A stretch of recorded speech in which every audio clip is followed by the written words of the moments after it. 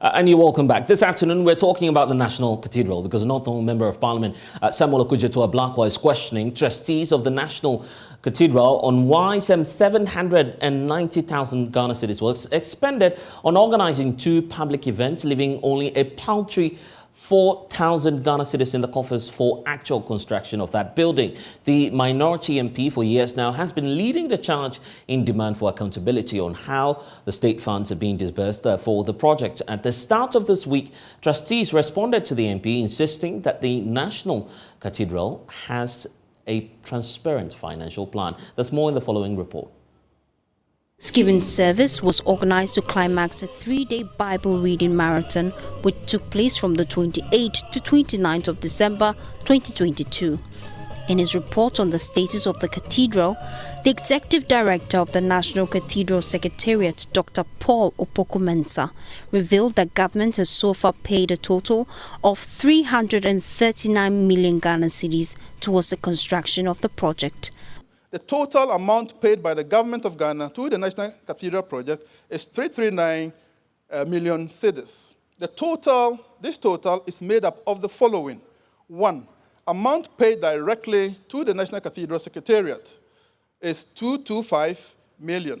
And the amount paid directly to the consultants, Ajay Associates, the design team, is 113,040,5467. So it's literally 113,114 million. The two payments total 339,003,06486. So first, there is and there are no missing funds that could not be accounted for. Dr. Paul Opoku-Mensah also registered the Board of Trustees' disgust at what he describes as misinterpretation of facts surrounding the project by some members of Parliament. While a project of this nature will always have its discontents, we are nonetheless concerned about the misrepresentations, particularly when it comes from members of Parliament. For instance, the continuous misrepresentation of the contract to the consultants is worrying, as none of the amounts bandied around comes anywhere near the contract amount. Rather than 34%, that was said, we said we had paid the architect 34%, actually the contract figure is 12.5%. President Danado also reiterated his conviction for building the National Cathedral while making a fresh donation of 100,000 Ghana cedis to aid the continuation of the work. Since gaining our freedom and independence from the British colonial power on 6 March 1957, Ghana has so far been spared civil war, famine, and epidemics. We are certainly no better than the other nations in our neighborhood who have been confronted with these challenges. But I believe that it is by the grace of God that we have been prepared, preserved, and sustained.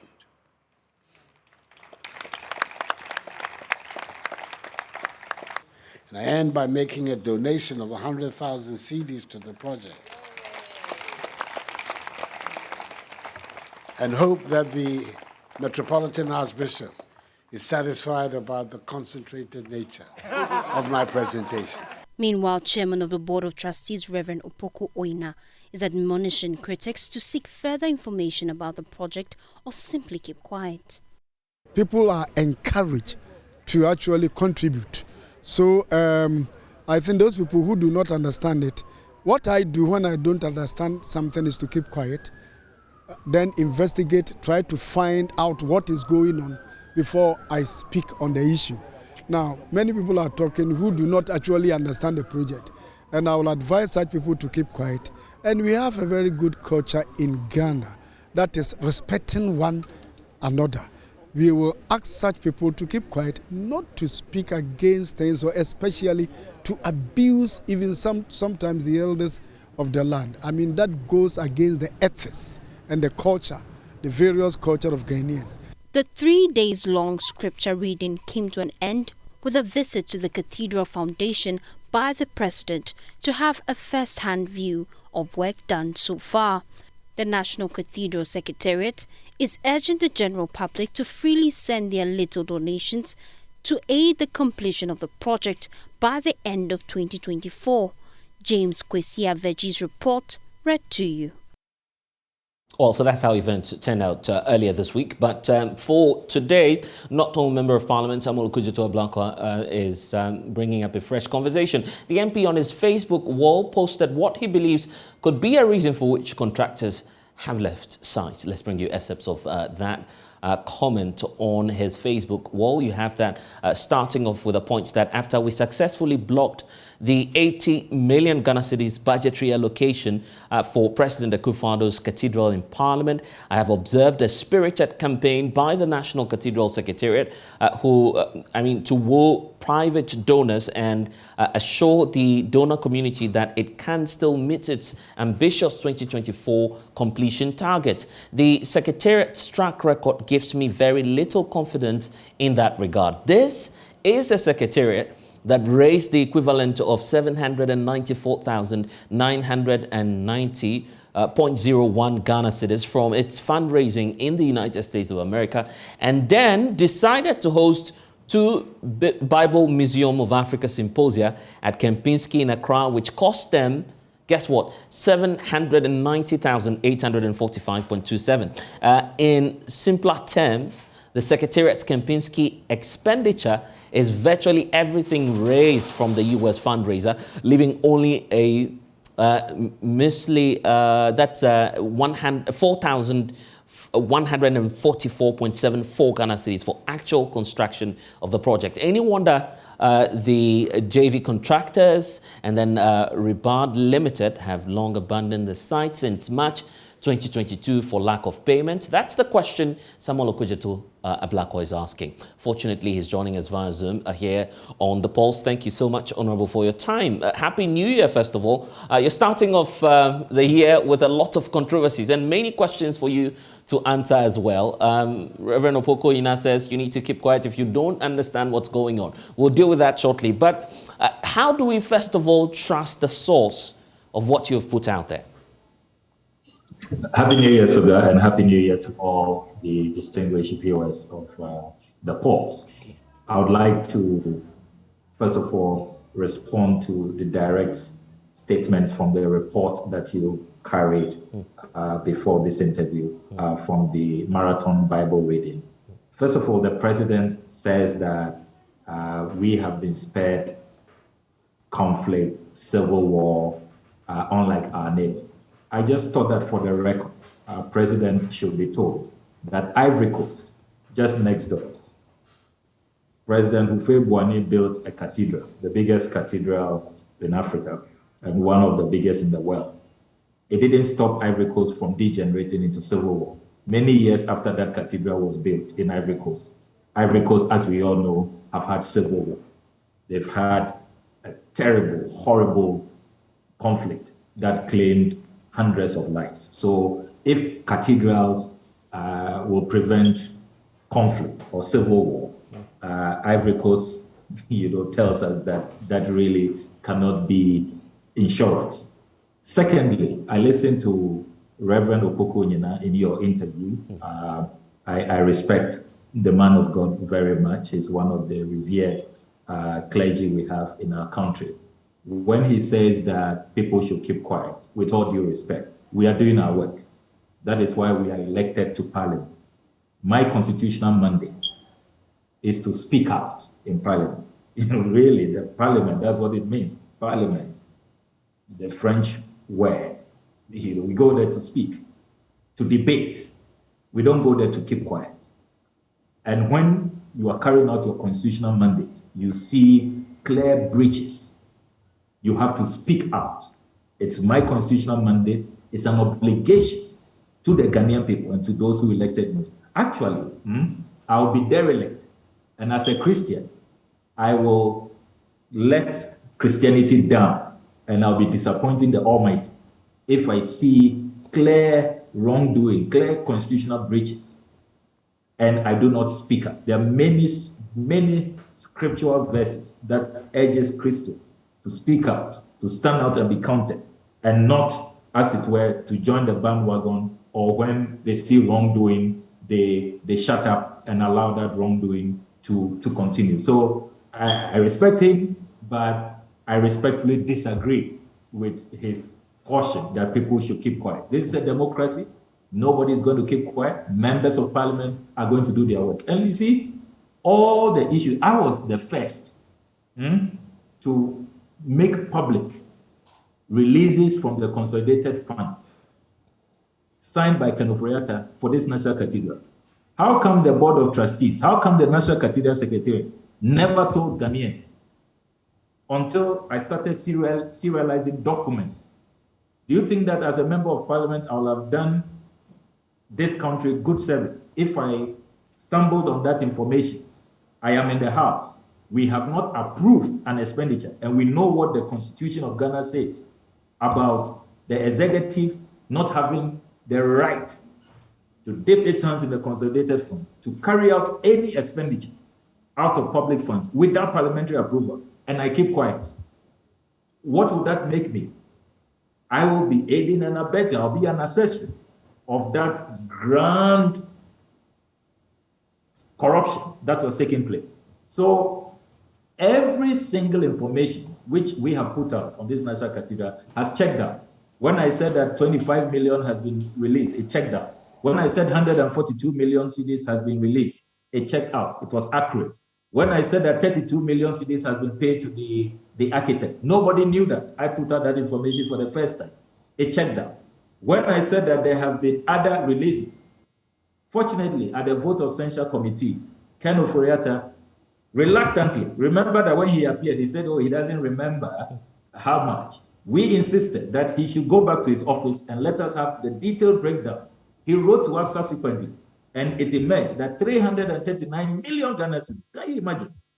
No member of parliament, not even MPP MPs, knew about these withdrawals. And the Supreme Court had been told in the James Kwabena-Bonnfe case, you can go for that report, that judgment, pardon me. The filings of the state, the case of the state was that they are not going to burden the Ghanaian taxpayer. They are not going to, as it were, touch taxpayers' funds. They are only providing land.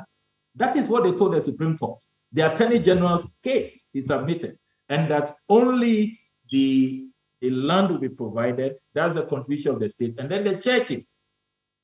In fact, if your viewers are to Google now, you'll see a lot of prominent men of God, including Duncan Williams, who I respect very much, who was misled to believing that they are not going to use taxpayers' funds.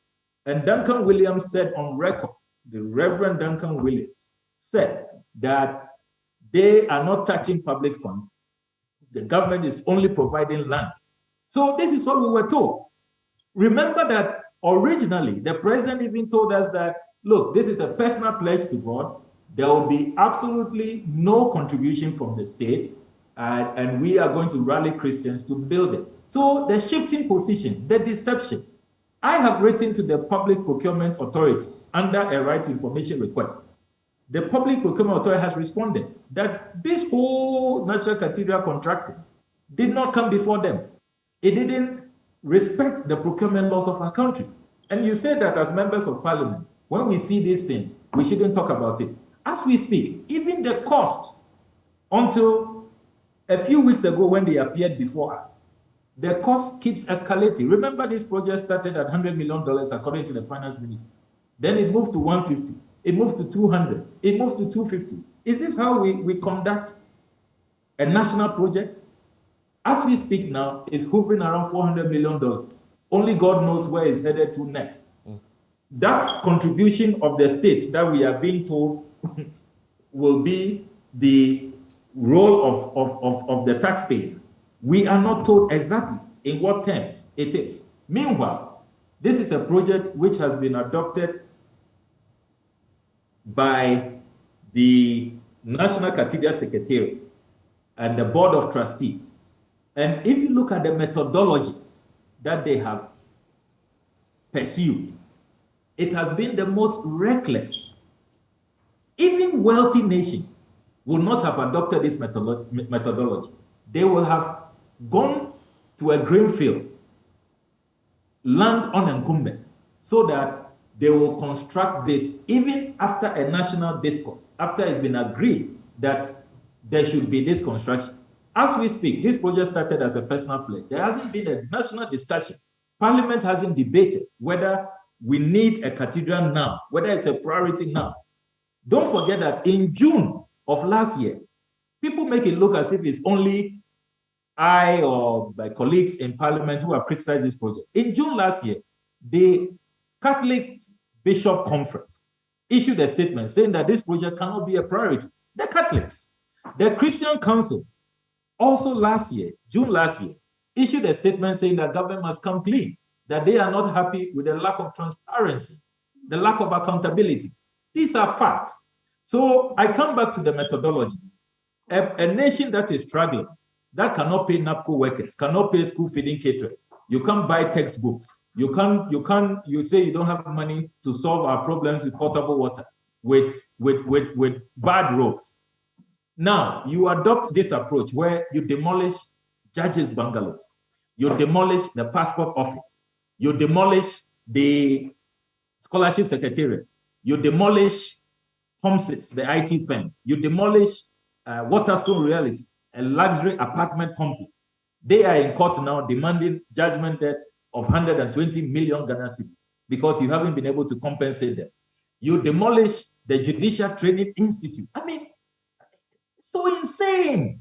How can you adopt this model, this approach? Now you have the Chief Justice going around looking for $50 million to construct a new Judicial Training Institute. He's looking for a loan, which will become a burden on the taxpayer. So you see, this is the most reckless. This National Cathedral project has become a symbol, an iconic symbol of lack of planning, lack of prioritization, deception, fraud, corruption, underhand dealings, total lack of respect for the Ghanaian people whose taxes you have siphoned on their blind side, on the blind side of their representatives. Okay. And you say that we shouldn't talk about this. I want us now to get the latest information. Yes, and that's where yes. I'm going to.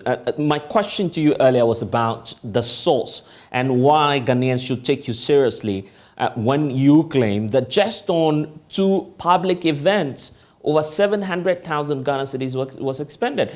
How are you able to prove that as we speak, only 4,000 cedis is left off from that fundraiser? So my source is, you can see the documentation here, quite a fat documentation that we have here. When we in Parliament demanded full accounting from the National Cathedral Secretariat, they gave us this documentation. So my source is their own documentation which they submitted to us. And in the documentation from the Secretariat itself. What you're saying is you're relying on documents from the Secretariat itself. Yes. Documents submitted to us in Parliament from the Secretariat itself. And you have here US fundraising. They informed Parliament that they raised 794,990.01 Ghana cedis, the equivalent. And you come to item number 5, they then tell us that they decided to host 2 major Bible Museum of Africa symposiums or symposia at Kempinski. And when you do the tally, they say accommodation, conference hall, and banquet for the Kempinski symposia came to 509,263. Travel expenses for invited guests, 157,346. Printing and stationery, 50,035. Performance from a group at the National Cathedral, 8,500. Honorariums, 6,500. Running costs of official vehicle, you have 4,850. Health and safety, 400 cedis. Media and publication, they have you mentioned here, media and publication. I don't know if you got your share. 9,400. Then sundry expenses, 44,310. Carriage, 240. When you put all of that together, you get 790,845.27. And I'm saying that for a project that is struggling for funds, the contractors, Rebade Limited, have abandoned sites. I put out the letter they issued to their workers on the 14th of March, 2022, that government is not releasing funds. Government has not been forthcoming with resources, so they can't continue with the project. You see, the project site is now grown with weeds. The metals are rusting. They've been out of that site for about 10 months now. They haven't returned to site. One would have thought that if you go and raise funds, 794,000 from the United States, you've assured donors that you are going to put the funds into the project. At least you should not be pursuing such needless. I mean, what you say you want to construct a cathedral. What is this symposia? How does this help the construction of the cathedral? Why are you using funds that are intended for the construction, physical construction of this project? Why are you using it to hold symposia, 2 symposia, which comes at a whopping, a colossal 790,000, virtually the same amount. So if you really do the arithmetic, only about 4,100 Ghana cedis was left for actual construction that will go into the project. That is why I say that looking at the track record of the National Cathedral Secretariat, I really wonder if donors will get value for money if they continue on this trajectory. And even when they want to choose venues, they choose the most expensive location in Ghana. I would have thought that all of these, great churches we have in Ghana that have beautiful auditoriums, they could have even had, since this is a church-related symposia, they could have had it there. They didn't choose any of these churches which has their leaders, their founders on the board of trustees, and they opted for Kempinski and paid full commercial price. So I look at the whole conduct, the whole rationale, and the approach that this National Cathedral Secretariat is adopting, and I really have my doubt that the ambitious target of completing this project next year, 2024, will be met. And this question has faced you very often. The question about the future of this project. We don't know what the outcome of the 2024 elections will be. You're confident that your party will win the next elections.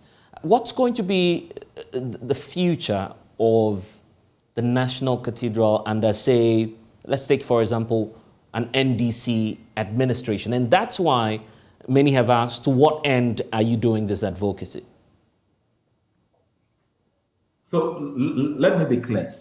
I have not had a discussion with the presumptive flag bearer of the NDC, and our manifesto is not ready, and so it's not clear now what the position will be. But I've had opportunity to respond to this in my personal capacity before, and what I said at the time is that if my views are sought within my party, I would say that let us put the question to the Ghanaian people and let the Ghanaian people decide.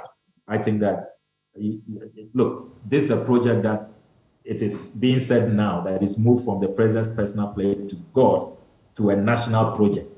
So let's ask the Ghanaian people, do they want it? Or do they think we should use the site? Already buildings have been demolished. Do they think we should use the site for something else? For example, we don't have an infectious disease center. COVID has exposed us. Do you want to do something like that? Or some public health university? Or do you want to, do you think that there's something more of a priority to the people? Let the people decide. So I would say that let us go back to the people, especially now that it has transitioned after we caught them siphoning funds on the blind side of Parliament, and now they were forced to do the right thing. They put it in the budget, 80 million, which successfully we fought, and I must commend colleagues for that brave fight. We would now have to let the Ghanaian people decide. That's really my position. Yeah, but you are a Ghanaian as well. As a citizen, what's your position? You see, I do not want to offer my personal position now, because that will distract and it will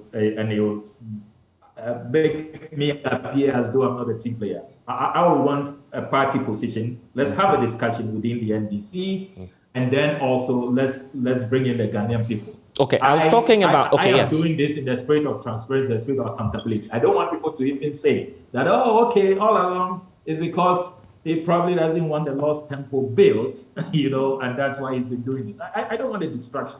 So I would rather that we take a collective decision as a party. And as I've told you, my personal recommendation to my party elders will be, let's put it to the Ghanaian people and let the Ghanaian people decide. Who knows? I mean, JoyNews, you can decide to be the conduit to do a poll. I've been following your polls. They're very scientific. You have a very, good viewership, large viewership, and your people, your listeners and viewers are very discerning. Okay. It will be good to, for example, let Joy lead the process and conduct a poll, or some independent CSO, credible organization, and let the Ghanaian people give us feedback. Because here we are, look, people say 339 million, that's what government says. But in actual fact, we have spent billions. If you add the demolitions that have taken place, if you begin to factor in the rent that we had to pay for the judges in dollars, and then we are constructing new buildings for the judges. Don't forget that. If you factor in scholarship secretariat relocation, passport office relocation, as ranking member of the Foreign Affairs Committee, I know we spent 10 million Ghana cedis looking for a place for the passport office. If you add the fact that Thompson's had to be relocated, the IT firm, Waterstone Realty is demanding 120 million cedis judgment debt. Look, it's running to billions of Ghana cedis. What has been spent so far? Okay, then. It's not 339 million. I was indicating. So this is so much money. A poor country. No wonder, look, all the literature. Have you read the Financial Times report, the New York Times report? All of them, they're making mockery of Ghana. Poor country, you are insolvent, you can't pay your debt, and this is how you are conducting yourself. Okay, then. You think that you can go and pray in a cathedral and that will solve your economic woes? We've become the butt of all jokes in the international arena. I was indicating earlier. Yeah, I was indicating earlier that there's a lot of questions facing you. Sir David Ajayi has, for the very first time, spoken exclusively to JoyNews on what he thinks about the project. You've put out some concerns on some amount of money that has been paid him. I want you to take your thoughts on what he has said, but first of all, listen to him make the point about having a healthy discussion on the National Cathedral project. It's so important that the diaspora are part of the development of the continent. I think that we have to make opportunities, the government has to make opportunities to allow for people from the diaspora to feel very comfortable to come and invest their money back at home. And I just think that times like this festival is a really fantastic moment where the diaspora can hear from people that are here, but also mix with each other. Half the problem is that we don't see each other, we don't meet each other. So making situations where we can meet each other, network, exchange ideas, and talk about opportunities is a big part of what we do. What do you make of assertions out there that the environment is not conducive enough? We know you have designed very notable, buildings in the US. You've done a lot, even in the UK. Moved to Ghana, like you mentioned, employing 120 people in your, Africa office now. You designed the National Cathedral. You've seen the opposition that is, against it. What do you make of all of that? So I just think that there is nothing wrong with healthy debate. It's great. Everybody should have an opinion and talk about how they feel about everything. And things should be allowed to be investigated and checked so everybody feels comfortable. There is nothing hidden or nothing opaque. Everything is going through the systems that can be checked through the government. So that is wonderful. In terms of making the environment so that people can have businesses here, this is incredibly important. Incredibly important. It's incredibly important to have healthy debate.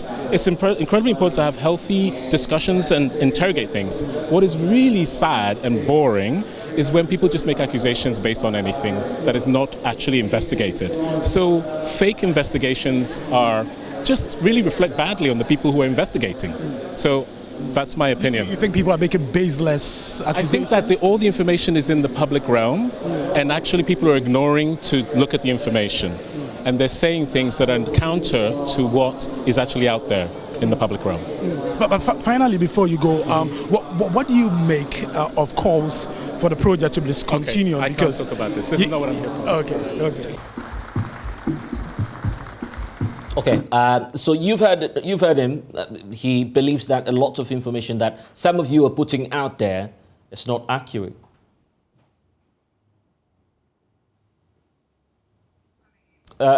What's your response to what he said? Well, hello? Yes, I'm just asking about your response. What's your take on that?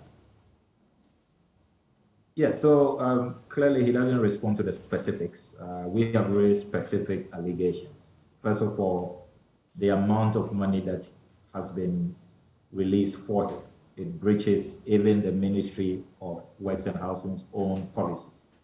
The government itself has said that out of the 339 million Ghana cedis released, 130 million was paid to him. Do the math. What's the percentage of that? I had Dr. Opoku Mensah say that members of parliament are not being factual. It is not 34%, it's 12%. 113 million, almost 114 million, you let me be generous, 130 million out of 339 million cannot be 12%. And everybody in the sector knows that you cannot dole out such huge sums to architects, to consultants, way in excess of 30%. You must follow the same percentage. If it's a 12% or a 10% contract, then it should be 10% along the way. I've never seen this great imbalance where the project is being starved of funds. The contractors have abandoned sight. That government is not releasing funds to them. They don't have money. And yet, as for the consultants, they are being fed fat. It's always a percentage of what is being released to the contractor. So how is it? I mean, we've all been in government before. We supervise government projects. I supervise e-blocks. This never happened. This is so bizarre. All right. Where a contractor is struggling for funds. Then remember, we have also raised procurement issues. The procurement law was put aside. It was flagrantly violated. That's a fact. Then don't forget that they claim that he was being contracted because of an emergency. That is the procurement vehicle they use. What emergency? We have raised that. He doesn't respond to that specific issue. We have also said that at the time he was given the contract, he was not licensed to practice in Ghana. It's a fact. The Minister of Works and Housing, the Honorable Asensu Boachi, himself inducted him months after they had awarded the contract to Sir David Ajayi. So we have raised substantive issues that he needs to speak to. This generalization and saying it's a healthy debate and the people are conducting fake investigations. No, he should show some respect to the institution of parliament and some respect to the Ghanaian people who are paying him. It's people's sweat, people's toil, people's taxes. You know how hard it is now in this collapsed economy. If people's taxes are being used to pay him, you must show them some respect. So we have raised substantive issues.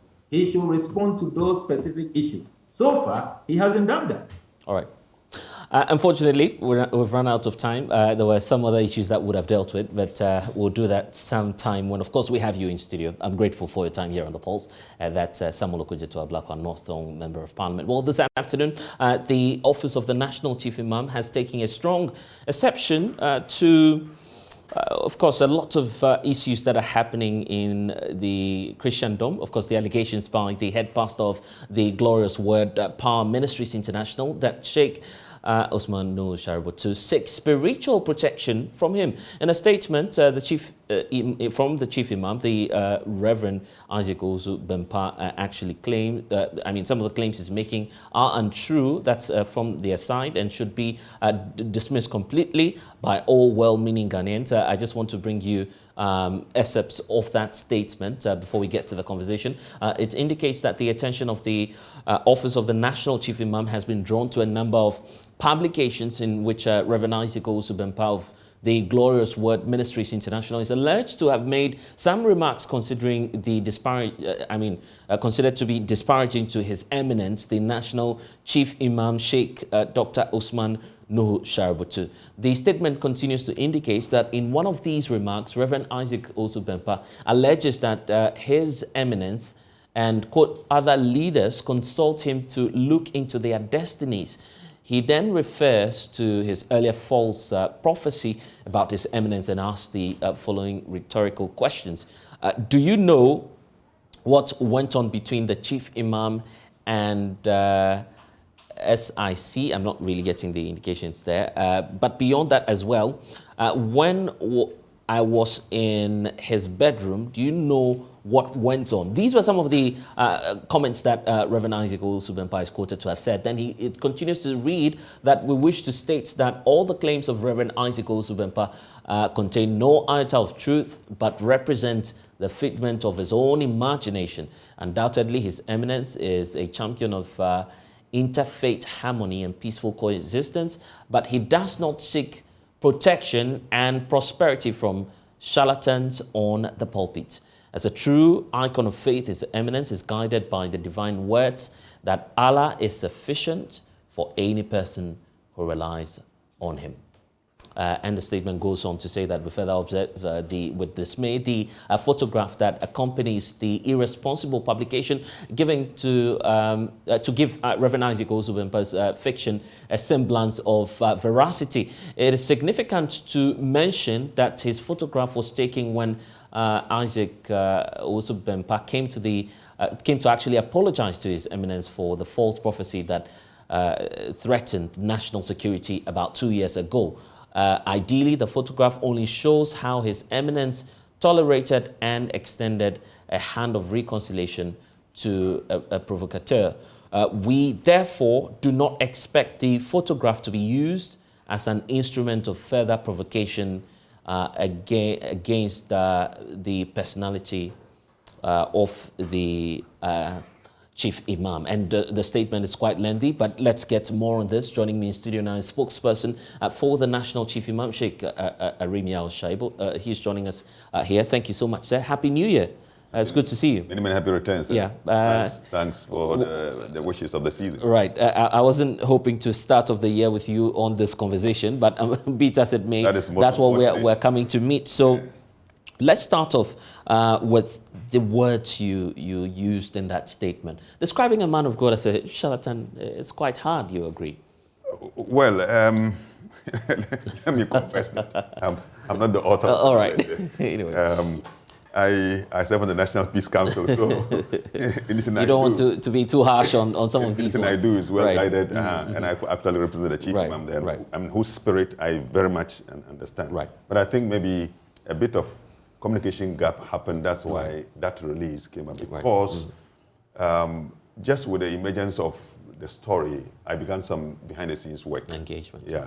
And my conclusion, having contacted the source, that is Ghana Web, was that the title or the caption was misleading. And in my engagement with Ghana Web, they quickly now changed the heading. And then the second question is, the main subject of the preaching was not the Chief Imam. Right. If you go back to the tape, was not the Chief Imam. Why then do you use his picture? Yeah. Chief Imam is so huge. So once you use his picture and he has a lot of followers, you use his picture and it attracts attention.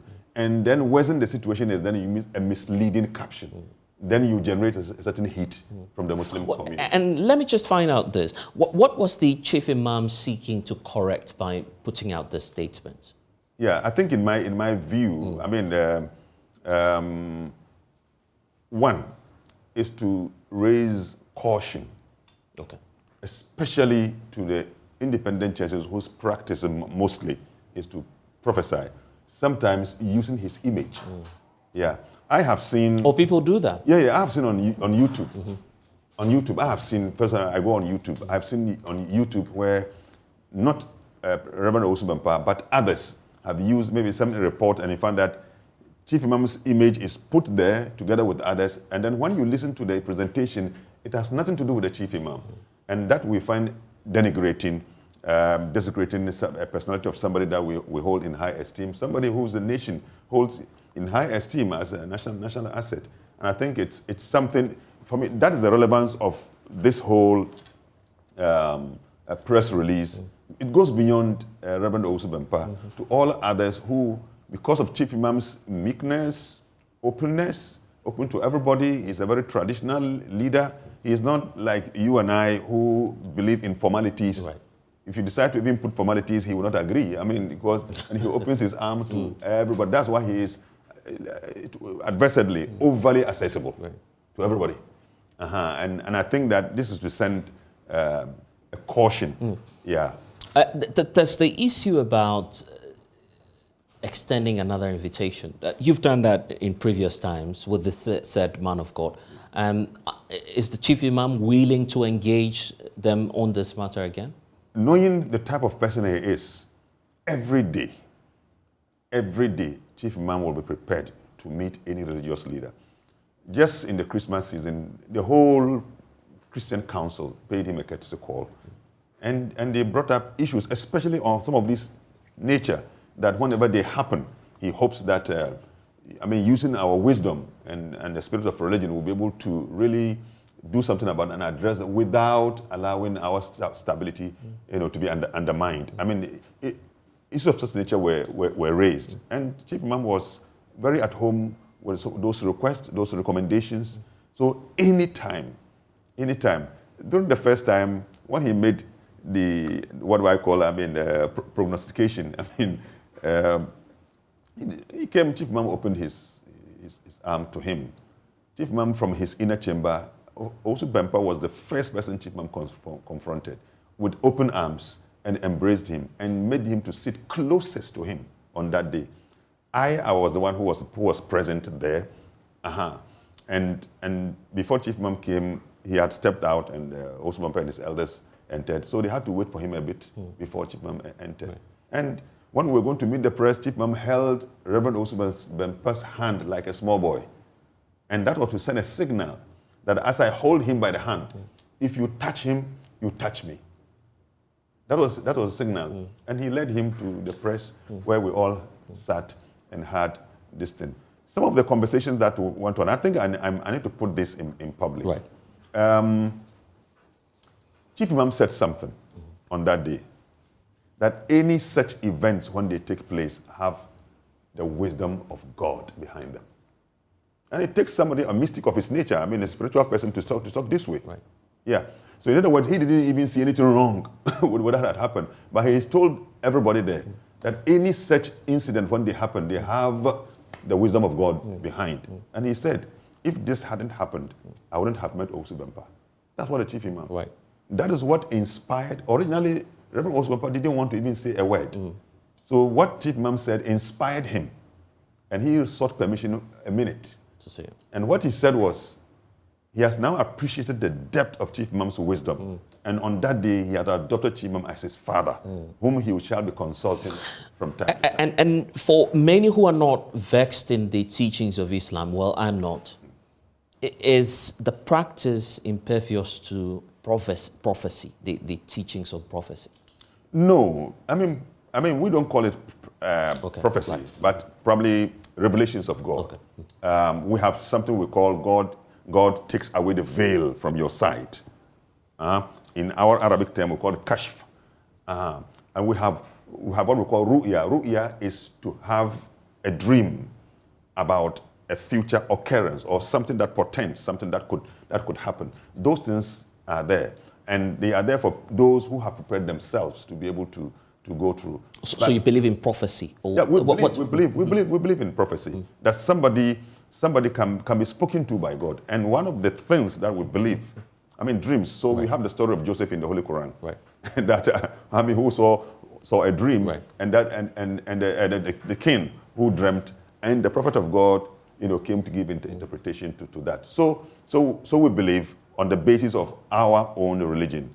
But to say that we go to, like it was, the impression was right. created. Right. And that is where I think the sensitivity comes in. As if Chief Imam, of a level that he operates, that he comes low to go to a reverend minister to ask to consult him about his destiny. In fact, but the story did not say so. I will insist here. But it was misleading. So it was the caption by the journalist who misled the public, that as if that was what was said. But it was in passing that he made reference to an earlier meeting with the chief imam. So it was not the main subject.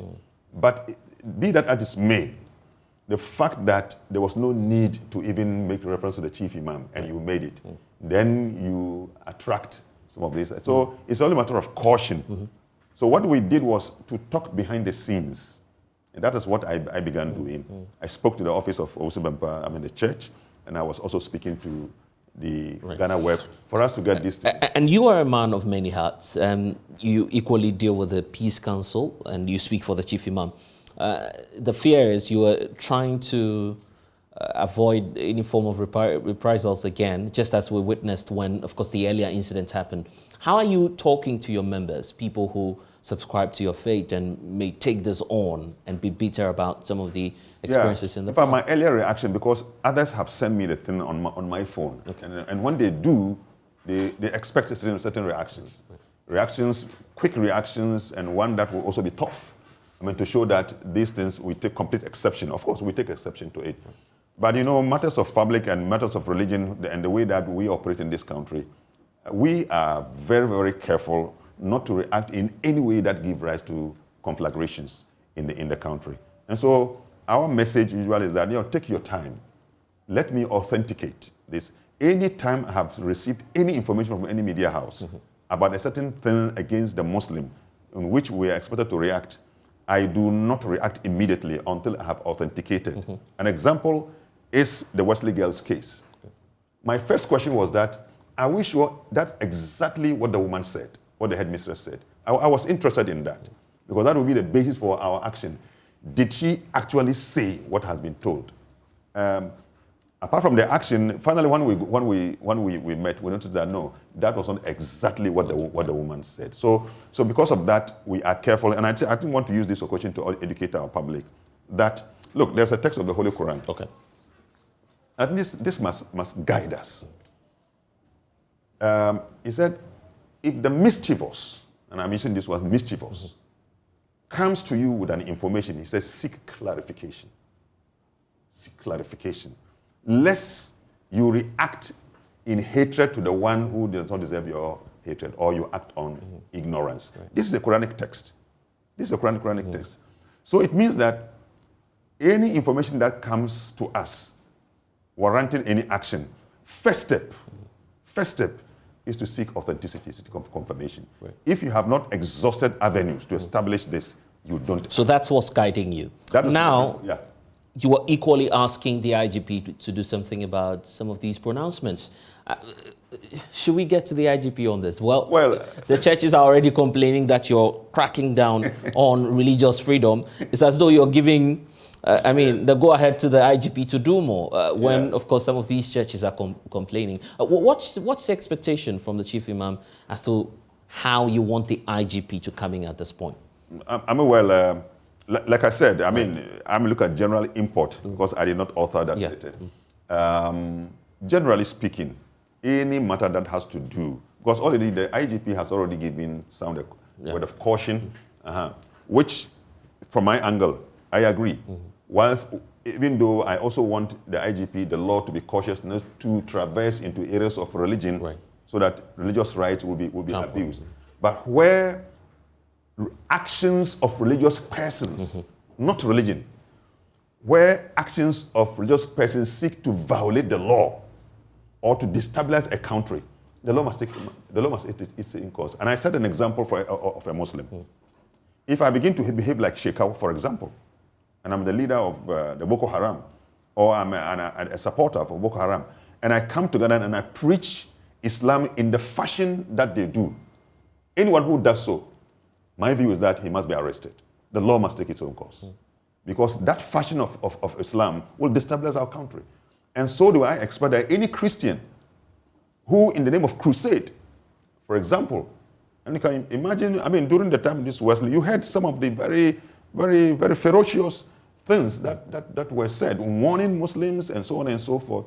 Those are things that I think that if you violate the law, you incite the people, you incite one community against the other, and give rise to conflagrations and confrontation between two major religions. If your actions by way intention do so, you must answer to the law.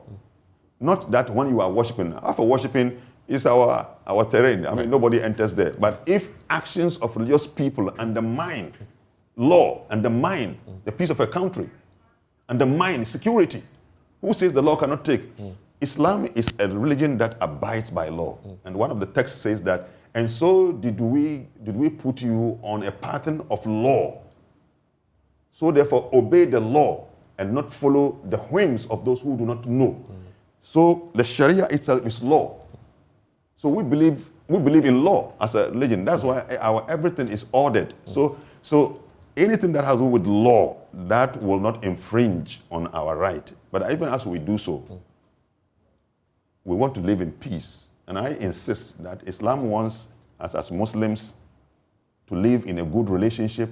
And how I describe the empathetic relationship. Right. We don't believe in just tolerance where you are in your lane, I'm in my lane, and we have no interaction. No. I understand that the Glorious Word Power Ministries has put out a statement. So let's get to it.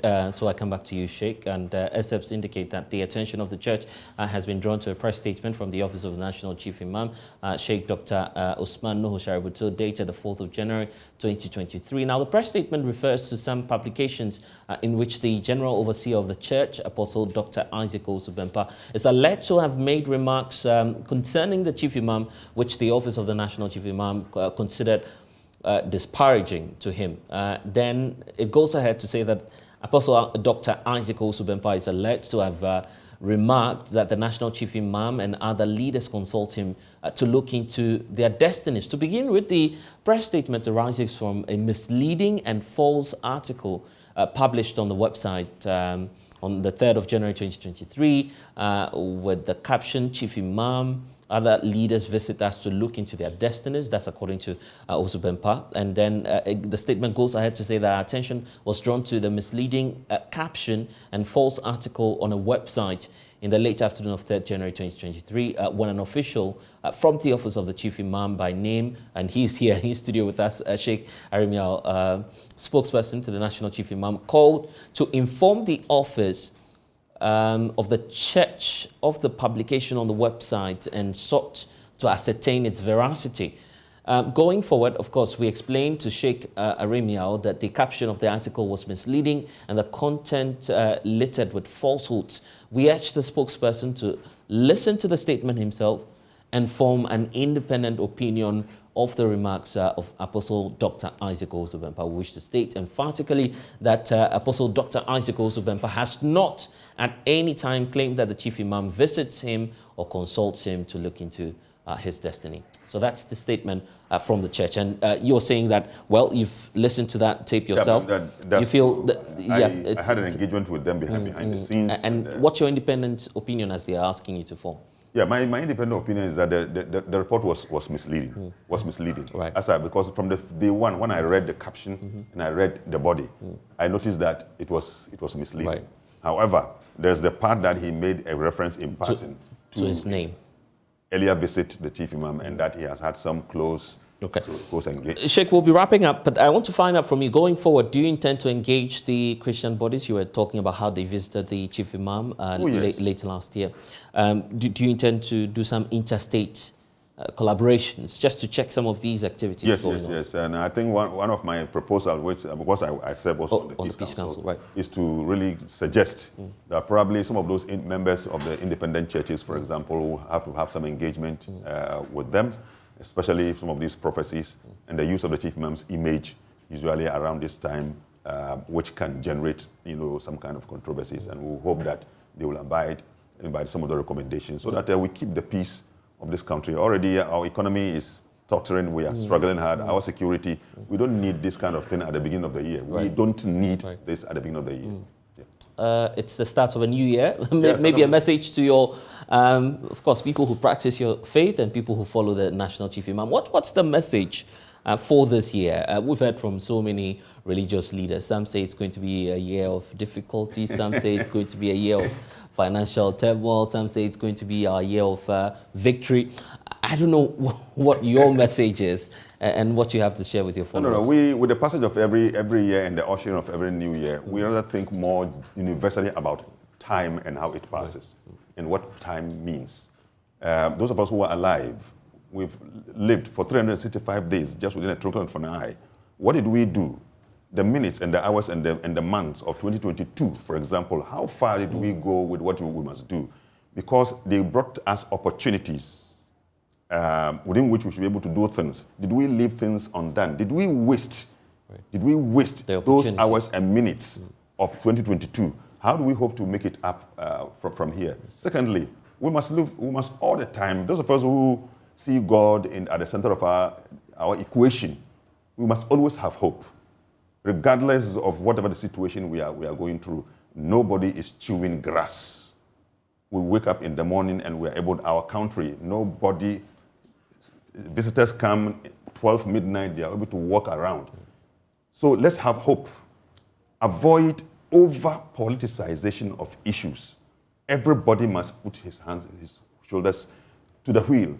Let us not be joyful about the current situation, but that even if we criticize, let's criticize with empathy. But I call on government spokespersons also to be humble. Wherever we have gone wrong, let's agree that things didn't go on well.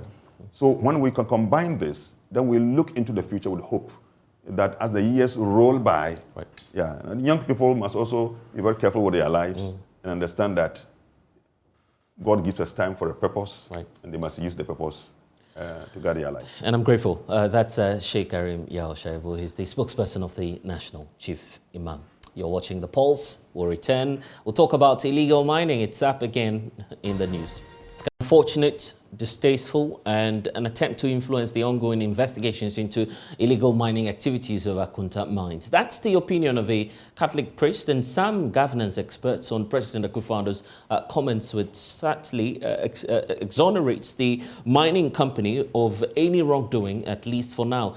Many groups and individuals have demanded punitive measures against the company and its owners, led by the Ashanti Regional Chairperson of the New Patriotic Party, Bernard Enchi Boziako, also known as Chairman Wontumi, for alleged illegalities perpetrated by the company in the Tano Nimri Forest Reserve in the Western North region. That was last year. But President Akufo-Addo, in a response to the convener of the crusade against illegal mining, asserted that Akunta mining is currently not into any illegal activity. We can now hear from the president, get you his response, and we'll have some conversation on this. Before I take my seat, let me respond briefly to the chairperson on the issue of illegal mining. I want to assure him and all of you that Akunta mining is not engaged in any illegal mining anywhere in Ghana as we speak. Further, the Ministry of Lands and Natural Resources has, through the agency of the Forestry Commission, with the assistance of the military, made the effort to cordon off all 294 sites of forest reserves in the country and rid them of illegal mining as we speak. We will continue to work to ensure that this situation remains permanent. This government is determined to win the fight against galamsey, no matter the cost in effort. Well, the Lands and Natural Resources Minister, Samuel Abujinapo, is calling for calm and patience as he assures the Ghana Police Service is on top of investigations on claims of illegal mining against the Akunta Mining Company. As we speak, Akunta Mining is not engaged in any illegal mining activities in any forest reserve. It was an assurance he was given to the Catholic priests as a way of response when they expressed anxiety about the activities of Akunta Mining, the alleged activities of Akunta Mining. The president said they are not involved in illegal mining as we speak. That is a statement of fact. What happened before, what is being done about it, all of those are matters which are under consideration and under investigation by the Ghana Police Service and the Special Prosecutor. So the President did not speak about anything to do with the past. He was speaking about what is the state of affairs today, and it was an assurance to them. And he went further to say that the Ministry of Lands and Natural Resources is taking steps to cordon off the 295 forest reserves in our country and prevent any attack on these forest reserves by illegal mining. So it has absolutely nothing to do with what happened in the past. The President was talking about what is the state of affairs today, what is the situation on the ground today, and the President made a statement of fact. All right, and pressure is still mounting from groups such as the Media Coalition Against Illegal Mining, asking the IGP to crack down because they believe crime is crime. And you are a lawyer as well. You agree that irrespective of the time the incident or illegal activity occurred, there's still an element of evidence for which you could prosecute persons involved in such an activity.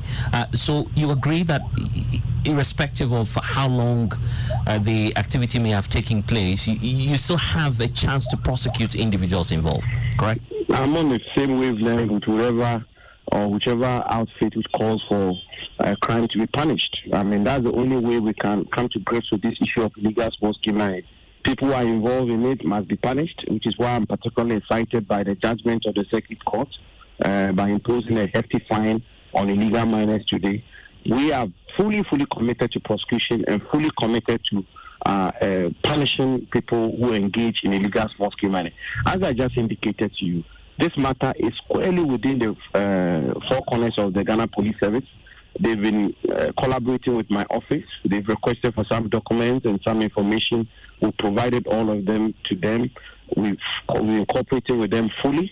And yes, I mean, if it's established that some crime is being committed or some wrongdoing is being perpetrated, why not? But there are questions about the earlier statement you signed yourself as part of measures to sanitize the area. You were clear in indicating that Akunta Mining was engaged in illegal activities in the Tano Nemere Forest Reserve. It was part of the statement that you issued after your initial investigations. You take your time and read the statement again. I did indicate that information reaching me is that this company is alleged to be involved in activities in a forest reserve which is not permitted by law, and I proceeded to act accordingly. Beyond that, a petition is been lodged to the police. Beyond that, a petition is been lodged to the Special Prosecutor. I myself, when I received my reports from the Forest Commission, referred the matter to the Ghana Police Service for further investigation. And that's the due process of law in our country. If somebody were to make an allegation against you, my friend, the only way we can establish the veracity or otherwise of it is that the allegation is investigated. And the people who have the mandate, the legal mandate to conduct such investigations are the Ghana Police Service. And they are thoroughly doing that so far as I'm concerned. As I say, they've written to me several times to seek for information and to seek for material on this particular matter. And I've furnished them with that. Why don't we wait for them to conclude their investigations and the chase will fall where they may? I want to bring in now my colleague Erastus Asari Donko, producer of Distraction for Gold, joins me live via phone. Erastus, you've been following the story. I'm just wondering what's going through you now, having listened to the President. The President says, as we speak, Akunta Mining is not engaged in illegal mining. Have you made your checks as to what's happening in the Tano Nemere Forest Reserve area? Say that we are in touch with the ground. Currently, as we speak, nothing is going on in the destroyed part of the Tano Nemere Forest Reserve. We are still monitoring to see if any activity crops up. We'll be able to say it. In fact, stakeholders have been calling for reclamation of the said land to prevent people who we are learning are eager to get back into the place to mine to prevent any such thing from happening. That notwithstanding, I think in my mind, I am clear in my mind that some illegality has been perpetrated. In fact, if you look at the first part of my documentary, we gave you drone footage and video evidence of Akunta Mining's operations, which sits directly on the Tano River, and with some of their mining leaks, you see entering into the Tano River and polluting it. That is an illegality. That is a violation of the Mining Act. That is a gross violation of government's own buffer zone policy, which states that for major rivers like the Tano River, if you're mining, you're supposed to move 100 meters away from the water source.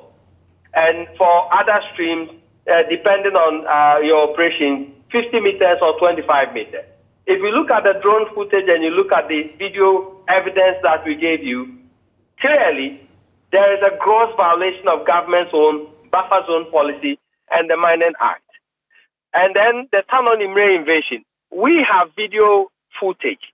And in fact, the Forestry Commission will testify that this is not the first time they've gone into the forest to drive personnel of Akunta mining from the Tano Nimre Forest Reserve.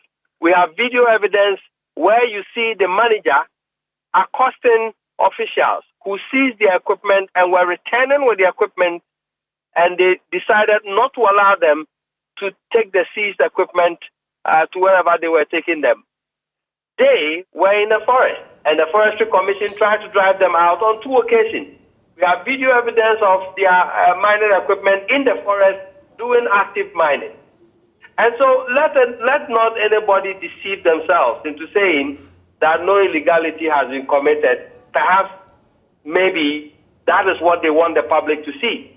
But clearly, people have eyes, and they've seen the documentary evidence that we brought.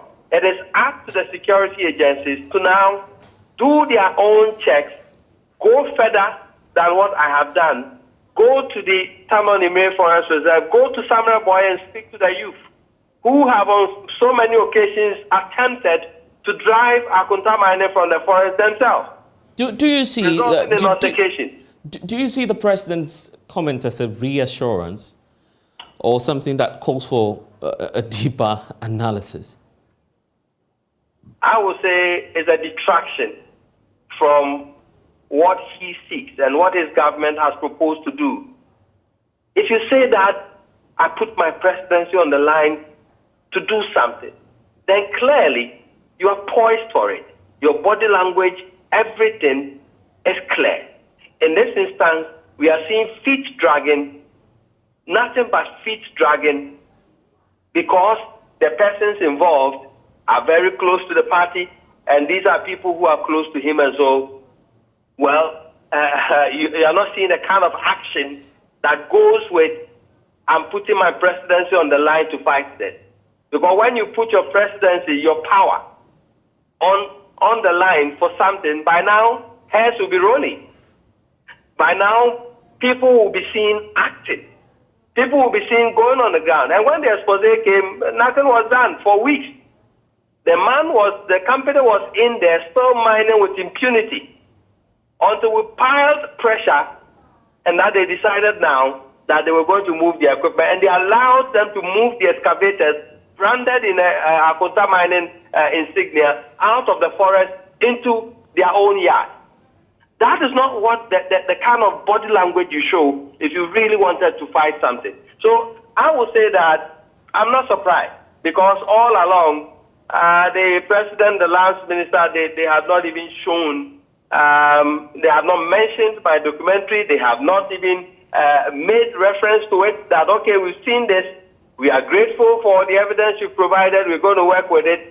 When they came to Benshia, they showed their own video, they never made reference to even that documentary. And it tells you something, that clearly this is not a government that really wants to do something about it. Okay, but it's early times yet. We are still monitoring to see what will happen. Arrested Asari Donko, producer of Distraction for Gold. For now, some victims of the PRT explosion are now physically challenged with no money to access healthcare. Senior high school graduates from the community are also unable to proceed to the university due to lack of funds. That is the green picture the Bepon Divisional Chief Nana Atta Kojobrempe II has painted about the plight of persons who were affected by the blast. Speaking after inspecting the progress of work on the ongoing reconstruction of the community Lands and Natural Resources Minister Samuel Abujinapo announced more plans to support the victims as he presented bags of rice, cooking oil and cash to the victims. Maxwell Agbagba was there and now reports.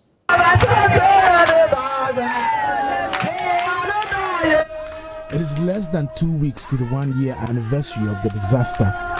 These women are gathered under tents singing to welcome a government delegation led by the Lands and Natural Resources Minister Samuel Abujinapo. Present here are the residents, traditional and opinion leaders, and more. The Port Divisional Chief Nana Atta Kojo Brembi II says some victims of the Piazzi explosion are now physically challenged with no funds to get medical care. Some of the residents are still at the hospital. Others are still recuperating. They do not have any money. That's why we are begging for support. Some of our people are now physically challenged and cannot do any active work. Some of their children are SHS graduates and are unable to continue to the tertiary institution because their parents are bedridden. That is why I am begging for support, he said with a worried face.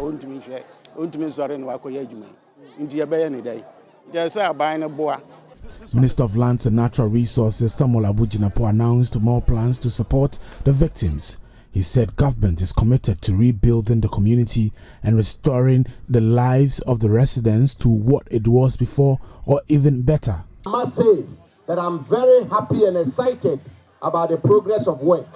The work is on schedule, and God willing, all things being equal, by the end of this year, we will finish phase 1 of the PAT reconstruction community, and that will enable us resettle the displaced people of Apieti. We are building a model community, building a community to become a model for other rural communities in our country. We are fully determined to make sure that we complete this reconstruction and ensure that the people of Apieti are resettled and resettled properly. It is going to be a climate-friendly community with all the amenities of a modern community: schools, hospital, clinics, community centers, markets, and everything that will make a community a habitable one, with roads and water, sanitation, and everything. And we want to assure Nana and his people that we will work to their satisfaction and make sure that we bring this dream to fruition. Among others, he presented bags of rice, cooking oil, and made a cash donation to the people. He also inspected the ongoing reconstruction of Apiazzi. He's hopeful the contractors will be on schedule to complete the work in June. We're going to have the community first of all, and the displaced indigents will be resettled and resettled properly in settlements which were far advanced, far modern, far climatically friendly, and all of that. And we are insisting and determined to get value out of the funds which have been given out for this reconstruction. And I will also use this opportunity to continue to call on Ghanaians, to call on all and sundry to contribute to the fund, because as you can see, this is just phase 1 of the development. And indeed, people can take up even some of the projects like school blocks, nurseries, chief compounds, and all of that. Architect of the Apiazzi Reconstruction Committee, Charles Blankson Hermans, says the buildings are environmentally friendly and all social amenities will be provided. The original Apiazzi township that got blasted, comprising of about 120 houses or so, that is what is being built. The work is impressive. We are using the compressed earth bricks, making the green technology to be quite successful in this execution. It takes a bit more time to produce the compressed earth bricks, but it is very climatically inclined. So we are hoping that very soon they will start the roofing of the house. And so by the June 5th this year, how many houses are we going to see? We should be able to finish the core. The core? Yes, about 120. Obviously, because of the Christmas break, work has slowed down, but a lot has been done in the last 3-4 months. So we are hoping that by the June time, we should be able to do. Also, poor road infrastructure is almost synonymous with rural Ghana. However, for places where Ghana gets a lot of resources, residents cannot comprehend how Despite their resources, their roads are left to deteriorate without attention from government. One of such places is the Wasa Amenfi West Municipality. JoyNews' Samuel Kojo traveled to the area recently, and here's what the cameras captured.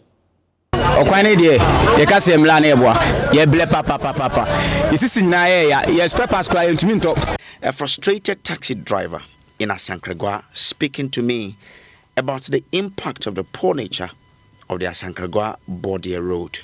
Driver Akwesi Abodo says he doesn't understand why their roads have been abandoned by government over the years.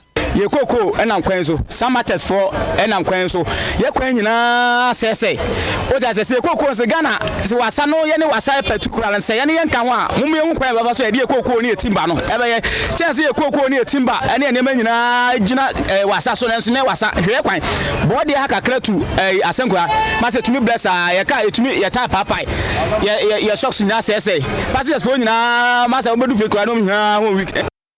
The Wasa area of the western region, especially Wasa Amenfi West, is a leading cocoa production area, contributing hugely to Ghana's cocoa output. However, it is among the areas with the poorest road networks in the country. So that's an ambulance coming in towards Asankragwa. Now look at how slow the ambulance is driving. It is because of the poor nature of this road. So question is, if there's a patient in this ambulance, how fast can the ambulance take the patient? The bad nature of the Bordia Asankragwa Road has been so for years now. Gloria, a resident of Cape Wating, a community which is about 40 minutes drive from Asankragwa, says the nature of the road is a nightmare for people of this area. I am just want to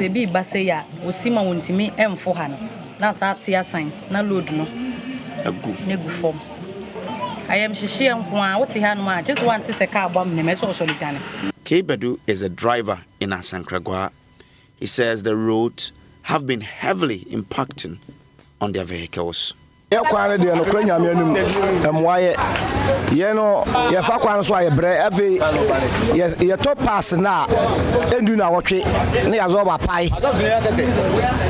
ye to bodwanta na say ye to ensa na say ye nji kwa tumi kopem na ye nji na se apai na nji no breki di amamba ivoro mo mwaye. Gloria wants government to intervene.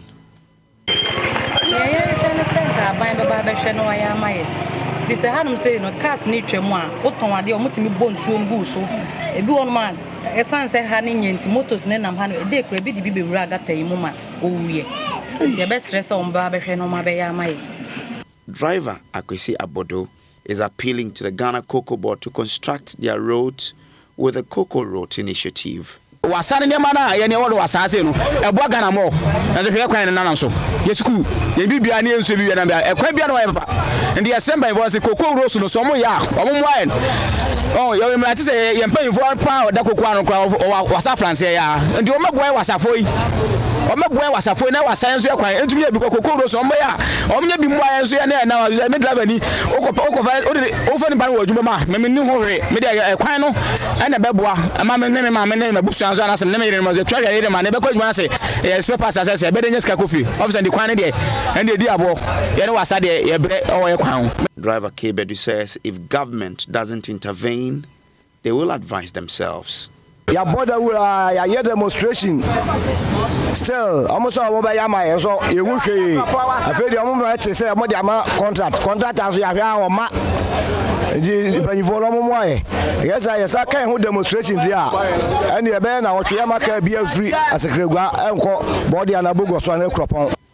Only if government will heed to their request, it will bring a huge relief to the people producing Ghana's cocoa. From Asankragwa, for JoyNews, I am Samuel Kojo.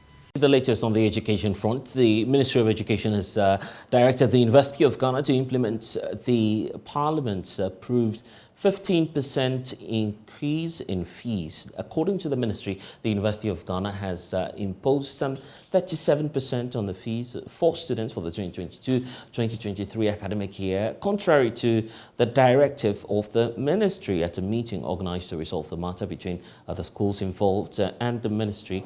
The ministry has cleared the University of Education, Winneba, the University of Cape Coast, and the University of Mines and of any wrongdoing. Well, my colleague James Aveji was there and interacted with the spokesperson for the Education Ministry, Kwesi Kwate.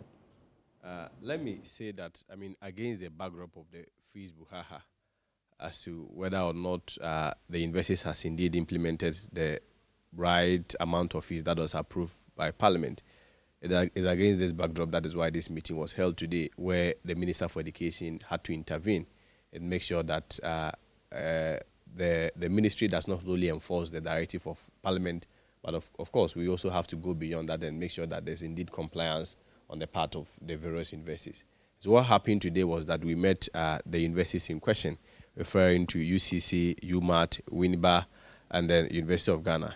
KNUST couldn't make it, but the understanding I have from my minister yesterday was that they have actually complied and also reversed, especially when those who paid even higher fees, I think even some of them, they have agreed to make some refund to them.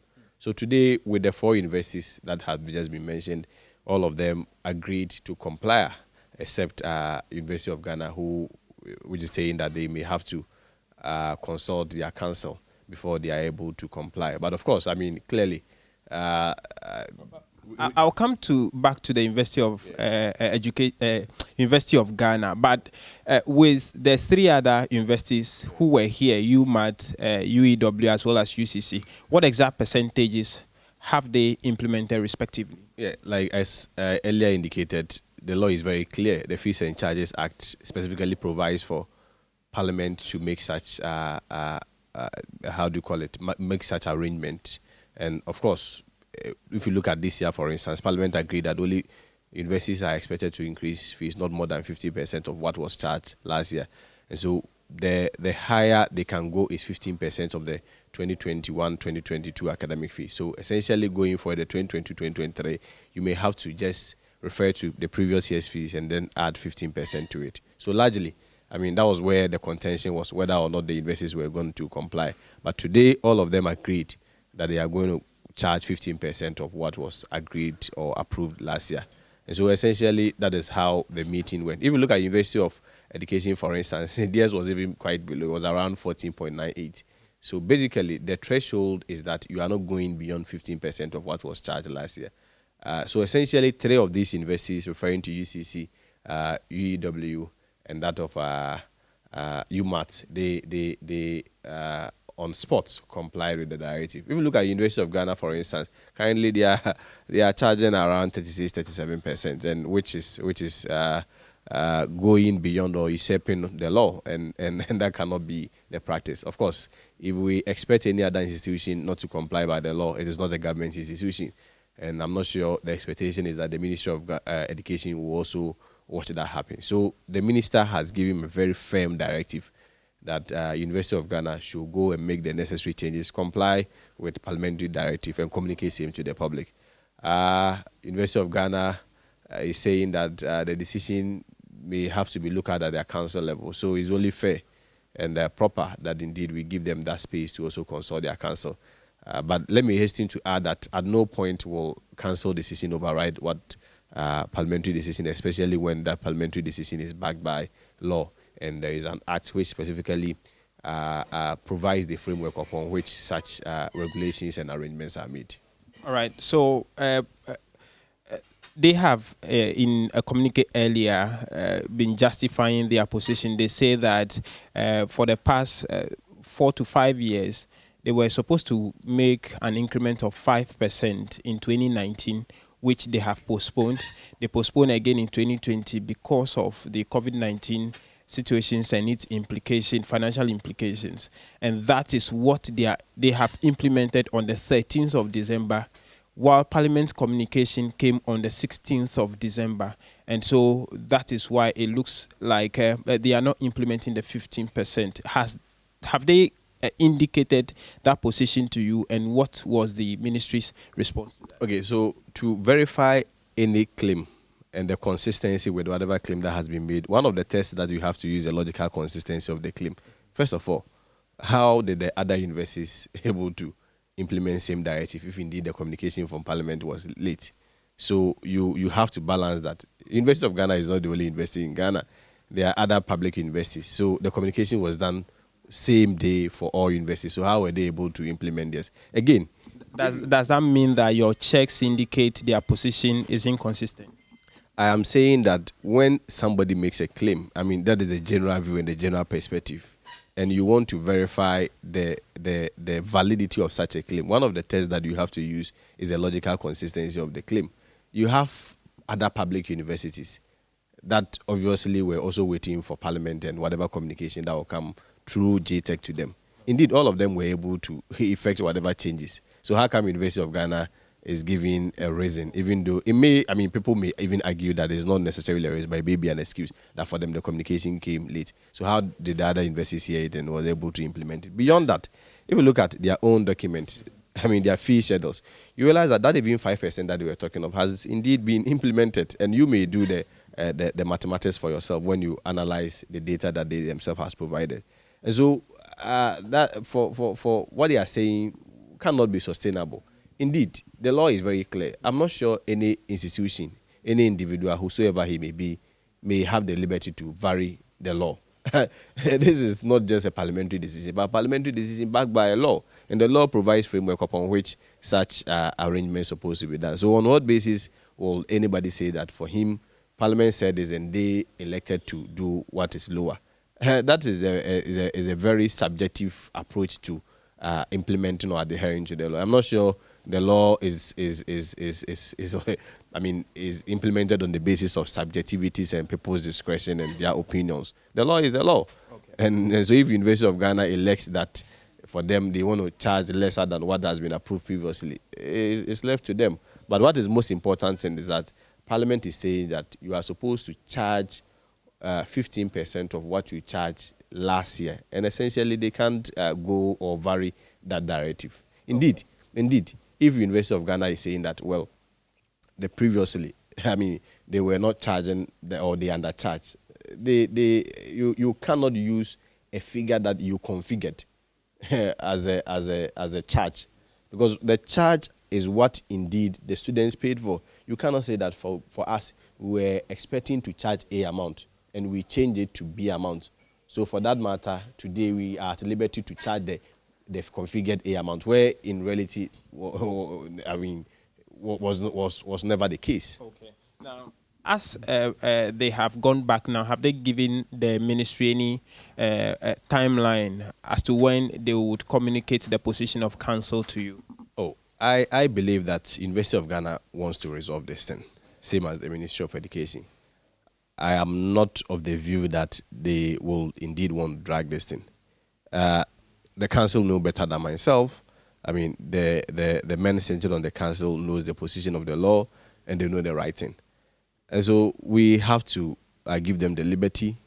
They know the urgency of the moment, and they know how information is very key, especially in bringing this matter to an end or resolving this matter. So I'm very hopeful that as soon as possible, they should be able to get back to it. And indeed, it was a directive from the minister that they should reverse, now get back to the 15% that was approved to by Parliament, and then communicate same to the public. Of course, as to how they want to do it, I think they gave a lead that they have to consult council. But, I mean, the expectation is that they will comply by the directive by the minister. Should they go contrary to the directive, what will be the the next line of action from the ministry? The other way around for this question is that instead of probably looking at only enforcement, we may also have to be admonishing them to comply. Is aggregation of two, a balance of two. It's not really about the enforcement and what happens when the admonition is there, but there is also the possibility of them going contrary to it. Should that happen? I am very sure it won't even get there. No, Professor Nana Ba administration knows better than myself. They know the law. She's a professor. She knows the law better than myself. So I am very much confident that it won't even get there. For universities who might have already charged fees that are beyond the 15%, what was their assurance or indication to the ministry? No, clearly, that would mean that you've gone beyond the provision or the dictates of the law, and you have to do it in this for by refunding to them. So the resolution is that they will have to refund to the students. So when are you meeting the KNUST leadership on the matter? KNUST, the information or the briefing that I had from my minister yesterday was that they've even reversed. So even if you are going to meet them, you are going to meet them probably on an issue that has been resolved already, and that makes the issue even moot in the first place. Unless, of course, there is other issues that may come up. But of course, within the meeting, it was indicated that hopefully the expectation is that we meet them hopefully tomorrow. But even if we meet them or we do not meet them, the issue is moot because it has been resolved. Well, let's check out what's happening elsewhere in Europe. Turning to Germany, the country's reputation for following the rules takes a break around the New Year holiday. Fireworks in the hands of private people can be especially dangerous, and this New Year's saw a high number of arrests after police, firefighters and medical personnel were allegedly targeted more than usual with these legal explosives. That has sparked a new debate in Germany with political and societal consequences. Let's get more from William Bluecroft, reporter with our partners Deutsche Welle in Berlin. William, I'm just wondering what happened at this New Year's event that was so different from the past ones that you've been experiencing in your country.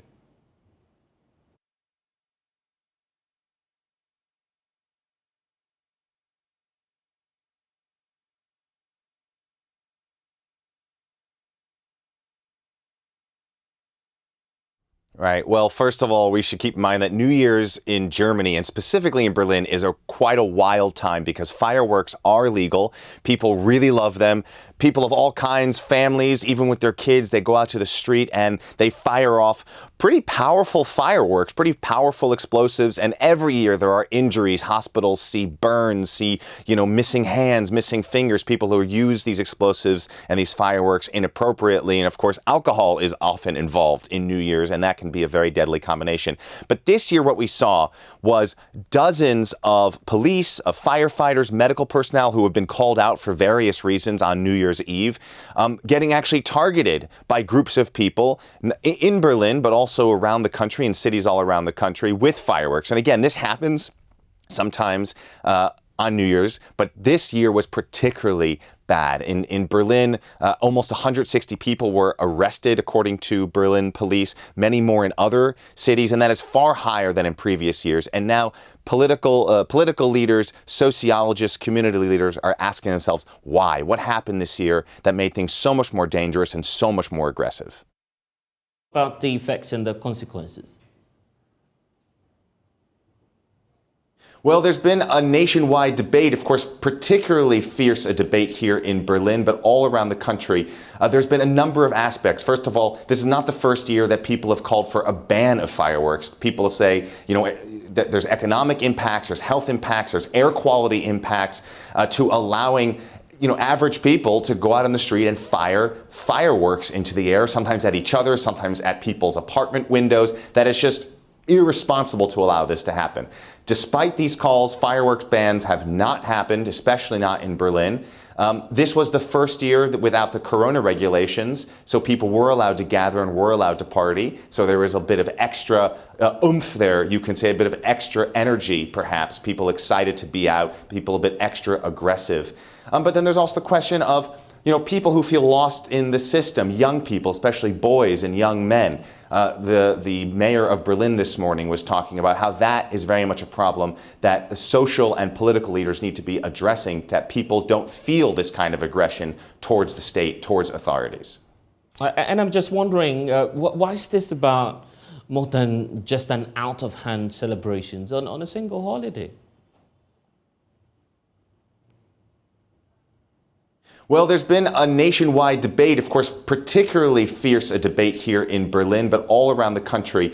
There's been a number of aspects. First of all, this is not the first year that people have called for a ban of fireworks. People say, that there's economic impacts, there's health impacts, there's air quality impacts to allowing average people to go out on the street and fire fireworks into the air, sometimes at each other, sometimes at people's apartment windows. That is just irresponsible to allow this to happen. Despite these calls, fireworks bans have not happened, especially not in Berlin. This was the first year that without the corona regulations, so people were allowed to gather and were allowed to party. So there was a bit of extra oomph there, you can say, a bit of extra energy, perhaps. People excited to be out, people a bit extra aggressive. But then there's also the question of people who feel lost in the system, young people, especially boys and young men. The mayor of Berlin this morning was talking about how that is very much a problem that the social and political leaders need to be addressing, that people don't feel this kind of aggression towards the state, towards authorities. And I'm grateful, William, for joining us. And that's all we have for you here on The Pulse. I am Blessed Sogah. Log on to myjoyonline.com for updates. We'll see you again tomorrow.